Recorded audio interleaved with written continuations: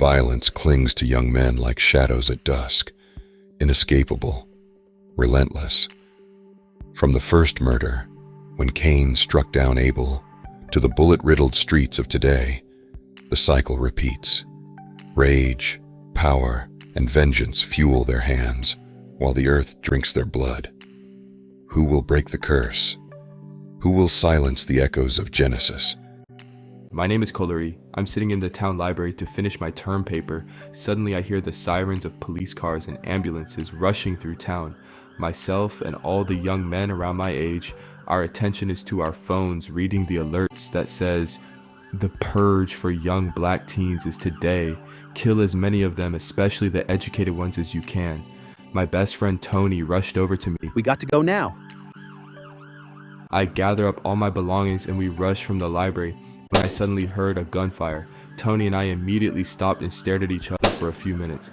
We rushed over to the window. My body cringed as I saw the truck, loads of men covered under white hooded sheets slowly driving by with their guns and rifle pointed at a young black youth begging for his life. Tony and I whispering to each other which way we should go. Suddenly Tony snatched off his necklace, handing it to me. "We must separate." I gave him my favorite baseball team cap. We stared at each other, wiping the tears from our eyes. We both said our motivation chant. One of us will be the president of the United States, and the other will be vice president. Then after our terms, we will switch places. But first, we must make outstanding grades. Stay clear from any temptations that will cause us to sin against God and humanity. Tony hugged me and whispered, "One of us must become president. We can't be caught together. Find somewhere to hide. Pray to God, stay there until you feel safe. Get to the emergency stairs. I know you feel we should stay together. Trust me, I'm just as scared as you. However, today we must campaign for each other to stay alive. We will manifest our promise to pick the right woman to marry, be best men at each our wedding, and godparents to each of our children. Trust me, we will see each other soon. Love you, bro." Tony and I friendship began at the funerals of both of our fathers who lost their lives in the Vietnam War, and now we both face this crime upon us. Tony immediately ran down the stairs. Suddenly I hear a gunfire. A sharp pain entered my chest as my best friend's life left his soul forever. I heard the footstep running up the stairs toward me. I ran back into the library and ran into the coat closet. I sat with my hand trembling as I felt one of them standing by the door. I begged to God, "Please help me," God whispered. "Stay calm and read the text your mom sent you." Baby, do not come home. They are searching for you. We knew this day was coming. We have practiced several times. Many young black men have already lost their life to this senseless violence. Commence to the plan we made. I know Tony is with you. I told his mother about our plans. We both will be waiting for both of you. Kolari, you must be at the train station before it leaves at 4 p.m. Love, Mom. My heart pounded inside me. I held my hand over my mouth, preventing any sound being heard from the fear of being killed, and remembering the sound of Tony's last moans of life from being shot. I see the door handle slowly turning to open. I glance at the time on my phone, and it was 3:15. The footsteps by the closet door suddenly ran off. I grabbed my backpack and slowly opened the door in fear of me losing my life. I whispered for motivation. I must keep my promise to Tony while glancing around, making sure I was safe. I immediately ran to the emergency stairway and walked slowly down. My heart is pounding out of control as I walk down the stairs, focusing on everything. A few moments later, I gently opened the exit door of the library, glancing around. I ran to a trash bin, hiding behind it. I glanced down at my watch and seen it was 3:30 p.m. My eyes stayed focused on everything while my ears heard gunfire and screams throughout the town. I took a deep breath of air and ran into the field behind the library. I seen a truck of hooded white sheets driving into the field. I ran as fast as I could to the point Mom and I had practiced to get to. I slid behind the large rock and watched as the truck drove by. I slowly moved a small can that Mom had planted previously from under the rock, opening it, taking the money and a small note from Mom. Baby, I surely hope you made it here. Give yourself a few minutes to calm down before making it to the train station. Baby, this is the time to be careful, but run as fast as you can. Your uncle is waiting for us to get there on time. I thought about Tony for a few seconds, wiping the tears from my eyes in memory of our friendship. I repeated our motivating words to each other. One of us will be the President of the United States and the other will be Vice President. Then after our terms we will switch places, but first we must make outstanding grades, stay clear from any temptations that will cause us to sin against God and humanity. I slowly stood and glanced at my watch. The time reflected 3:45.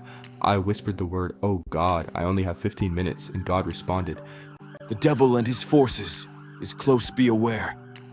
Keep your eyes on the destination planned with your mother. Listen, you must trust me. My warning to you.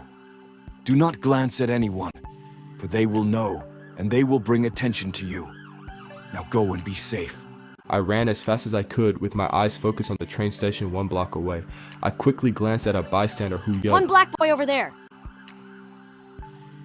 Suddenly, a truck full of hooded sheets immediately turned their truck around and chased after me. I see the entrance sign of the train station. The train started to move slowly. My uncle stood from the doors of the train begging me to run faster.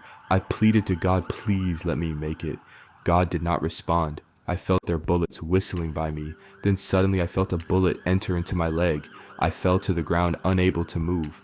I glanced at my uncle as though I was saying goodbye for the last time. I read the words from my uncle's lips. Damn, he didn't make it. They drove to where I am, celebrating with each other. One man wearing a white hooded sheet jumps from the truck and pointed his gun at me. I begged for my life, saying I'm young and educated and I will be president one day. He continued to point his gun, saying, "What's your name?" I immediately said Kalori. His eyes underneath that hood spoke an eerie presence. I watched as his finger slowly squeezed the trigger with no emotions of any kind. Then suddenly, I felt the impact of that bullet. I heard a loud ringing into my ears. I fought to keep my eyes open long enough to see them take off their hoods to celebrate of my death and noticed that the one who pulled the trigger to take my life, his skin tone is the same as me, a young black brother. My eyes had closed forever. I stood in the presence of God. Why did you allow them to take my life? You did not trust me. You brought into question that I was not going to save you.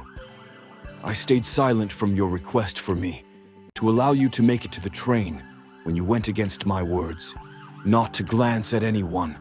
I stayed silent from your request to make it to the train. Now that you are present with me, you must listen from heaven unto the words from the earth. God allowed me to see and listen to the young black brother who took my life. He answers his phone.